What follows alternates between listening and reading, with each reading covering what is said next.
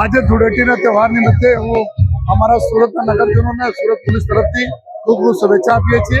સાથોસાથ આજનો તહેવાર એવા હોય છે જો આપસ में મનદુખ ગિલા શીખવા વાંધા હોય બધા ભૂલાઈને એકબીજાને ગળે મળીને આવનાર સમય વ્યતીત કરવા જોઈએ અને સાથોસાથ રંગબિરંગા જો કલર મળીને કેટલા ખૂબસૂરત કલર બનાવે છે આ પ્રકાર અમારા સુરત શહેરના નગરવાસીઓની જિંદગીમાં सारा स्वास्थ्य समृद्धि न जो कलर रहे ये भी ऊपर वाले से विनती करते हैं। आज हम अपने घर पर